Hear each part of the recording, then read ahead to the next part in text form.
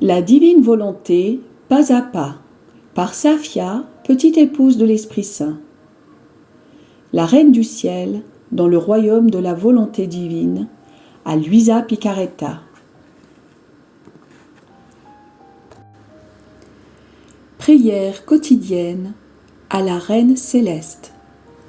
Au nom du Père qui m'a créé, et du Fils qui m'a racheté, et du Saint-Esprit qui me sanctifie. Amen. Fiat voluntas tua. Reine immaculée, ô céleste maman, en ce mois qui t'est consacré, je me place sur tes genoux maternels, m'abandonnant entre tes bras comme ton enfant chéri, et te demandant avec véhémence la plus grande de toutes les grâces, celle que tu m'admettes à vivre dans le royaume de la divine volonté. Sainte Maman, toi qui es la reine de ce royaume, permets que je vive en tant que ton enfant, que ce royaume soit rempli de tes enfants. Je me confie à toi afin que tu y guides mes pas et que, soutenu par ta main maternelle, tout mon être vive constamment dans la divine volonté. Tu seras ma maman. À toi, ma maman, je confie ma volonté pour que tu l'échanges contre celle de Dieu et qu'ainsi je sois assurée de ne jamais quitter cette divine volonté. Je te prie de m'éclairer afin que je comprenne bien ce qu'est la divine volonté. Amen. Je te salue Marie très pure, conçue sans péché. Le Seigneur est avec toi. Tu es bénie entre toutes les femmes, et Jésus, le fruit de tes entrailles, est béni. Sainte Marie, Mère de Dieu, co-rédemptrice du monde, Mère et Reine de la divine volonté, Immaculée Conception, Mère des vivants et de l'Église, prie pour nous pécheurs de toutes les générations, et veuille répandre l'effet de grâce de ta flamme d'amour à toute l'humanité, maintenant et à l'heure de notre mort. Amen. Leçon de la Reine du Ciel. Courage, ma fille, mon fils, aie confiance en ta maman et prends la ferme décision de ne jamais donner vie à ta volonté. Oh, comme j'aimerais entendre de ta bouche ces paroles.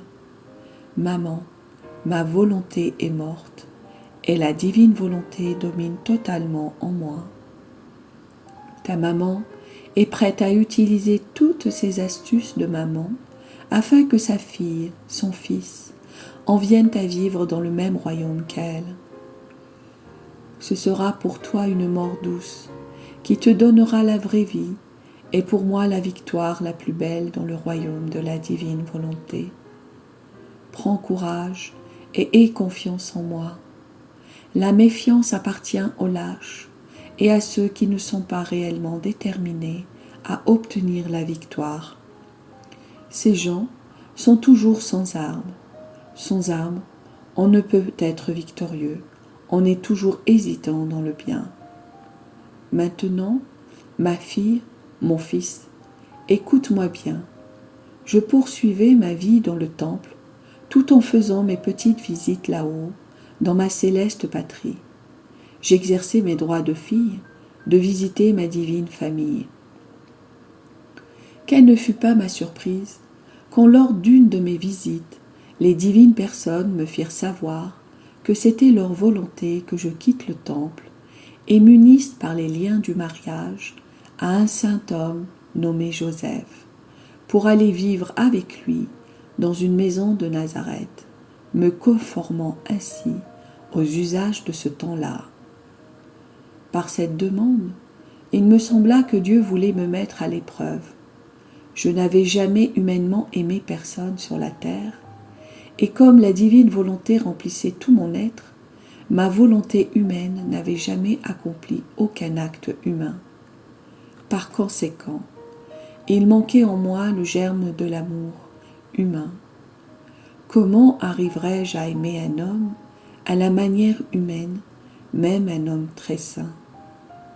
Il est vrai que j'aimais tout le monde et que mon amour envers tous était maternel. Le nom de chacun était inscrit dans mon cœur de mère avec des lettres de feu ineffaçables. mais tout cela était dans l'ordre divin.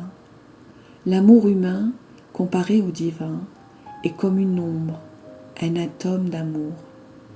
Cependant, chère fille, cher fils, ce qui aurait pu me paraître en contradiction avec la sainteté de ma vie, Dieu l'utilisa admirablement dans la poursuite de ses desseins, en accordant à l'humanité la grâce que je désirais si ardemment pour elle, celle de la venue du Verbe divin sur la terre. De plus, Dieu me garantissait ainsi la protection pour que personne ne puisse douter de mon intégrité. Saint Joseph allait être le coopérateur fournissant le minimum d'humain indispensable, l'écho de la paternité divine dans la formation de notre petite famille terrestre. En conséquence, malgré ma surprise, j'ai dit fiat immédiatement, sachant que la divine volonté ne me ferait jamais de mal et ne mettrait jamais ma sainteté en danger. Si j'avais voulu faire un acte de ma volonté humaine, même pour la raison de ne pas vouloir connaître un homme, j'aurais contrecarré les plans divins concernant la venue du Verbe sur la terre. Ce n'est pas l'état de vie auquel Dieu nous appelle qui peut causer préjudice à la sainteté, mais l'exercice de notre volonté personnelle en opposition à celle de Dieu. Tous les états de vie sont saints, y compris celui du mariage, du moment que la divine volonté y règne et que l'on sache faire les sacrifices qui y sont inhérents. La majorité des gens sont paresseux. En conséquence, ils ne deviennent pas saints et de leur état de vie, ils font un purgatoire, voire un enfer. Je n'ai dit à personne que j'allais devoir quitter le temple. J'attendais que Dieu lui-même organise les choses pour que s'accomplisse son adorable volonté. C'est d'ailleurs ce qui s'est produit.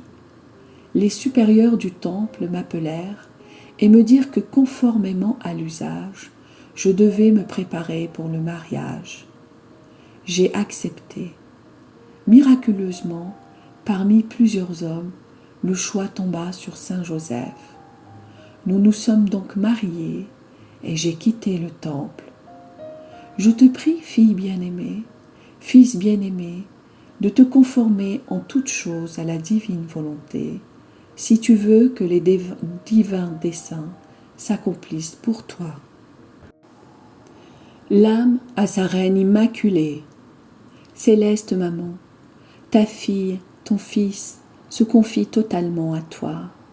Par ma confiance, je veux blesser ton cœur maternel, en espérant que cette blessure dise sans cesse « Fiat, fiat, fiat ».